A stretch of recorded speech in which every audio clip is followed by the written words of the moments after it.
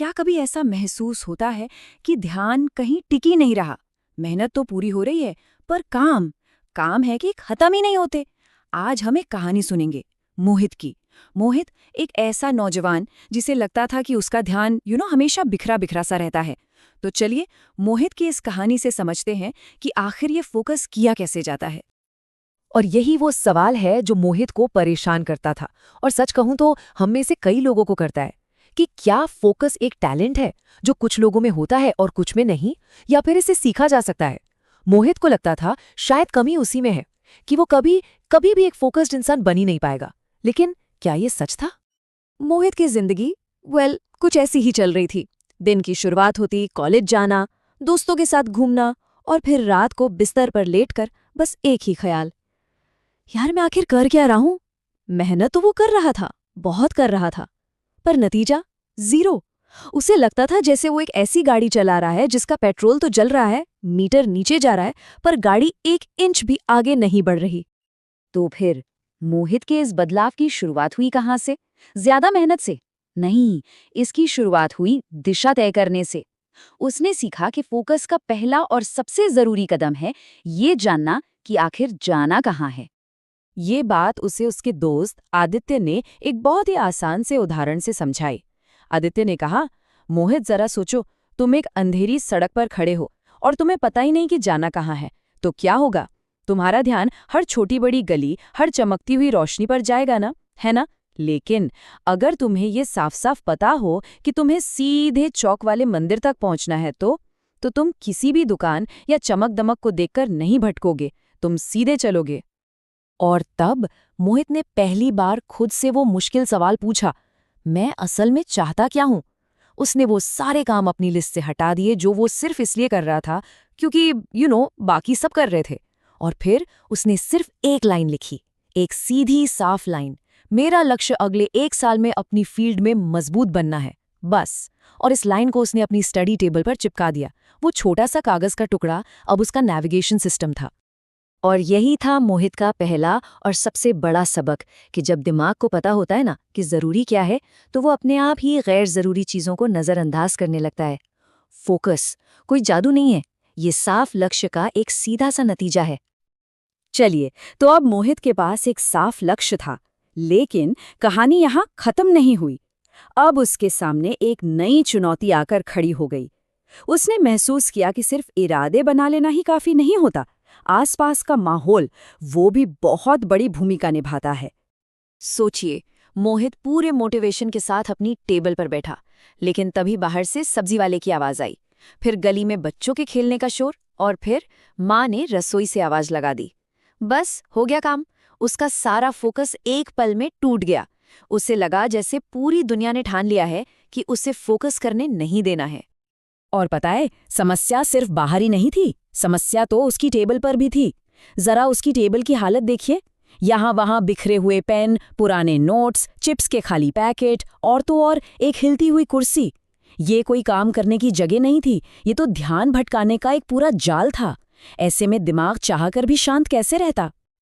तब मोहित ने कुछ छोटे लेकिन बहुत असरदार बदलाव किए। सबसे पहले उसने अपनी टेबल साफ की, फिर अच्छी रोशनी के लिए खिड़की खोली, और सबसे जरूरी काम, उसने कमरे का दरवाजा बंद कर लिया। उसने अपनी काम करने की जगह को एक शांत जगह में बदल दिया, एक ऐसी जगह जहां फोकस करना मुमकिन था। और तब उसे ये एहसास हुआ कि जैसे एक पौधा सही मिट्टी और माहौल में ही खिलता है, ठीक वैसे ही एक शांत मन भी एक शांत माहौल में ही ठीक से काम कर पाता है। फोकस के लिए माहौल से लड़ना नहीं पड़ता, बल्कि उसे अपना साथी बनाना पड़ता है। ठीक है, तो अब लक्ष्य साफ था, माहौल भी ठीक हो चुका था, लेकिन फिर भी कुछ दिन ऐसे आते थे जब मोहित का मन काम में बिल्कुल नहीं लगता था। और यहीं पर उसने फोकस का तीसरा और शायद सबसे ज्यादा नजरअंदाज किया जाने वाला नियम सीखा। मोहित ना हमेशा घंटों में सोचता था, मेरे पास पढ़ने के लिए 4 घंटे हैं, काम करने के लिए 8 घंटे हैं। लेकिन उसके दोस्त ने उसे समझाया, मोहित, फोकस का लेना देना टाइम से नहीं, एनर्जी से है। सोचो, अगर किसी के पास 10 घंटे हैं लेकिन वो पूरी तरह थका हुआ है, तो क्या वो काम कर पाएगा? नहीं। असल करेंसी, असली दौलत समय नहीं, ऊर्जा है। और हमारे दिमाग को अपनी पूरी ताकत से काम करने के लिए सिर्फ 4, जी हाँ, सिर्फ 4 बहुत ही आसान चीज़ों की ज़रूरत होती है। ये 4 स्तंभ हैं। नींद, जो दिमाग की धूल साफ करती है। खाना, जो दिमाग को चलाने वाला ईंधन है। पानी, जो उसे सुस्त होने से बचाता है। और छोटे छोटे ब्रेक्स, जो उसे ओवरहीट होने से रोकते हैं। ये सुनते ही मोहित को अपनी आदतें याद आ गईं।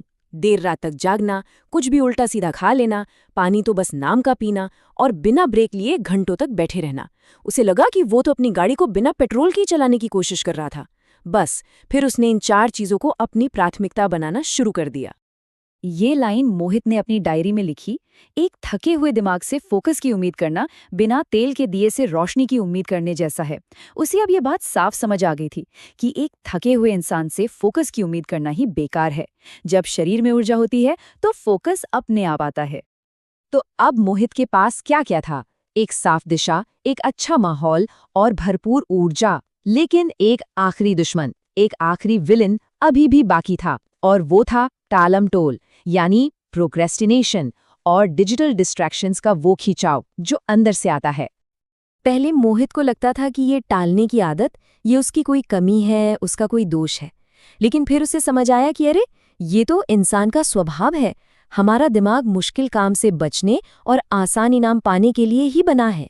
पढ़ाई करना मुश्किल है, सोशल मीडिया स्क्रॉल करना आसान है, तो दिमाग कहाँ भागेगा? आसान चीज की तरफ। ये कोई कैरेक्टर की कमी नहीं है।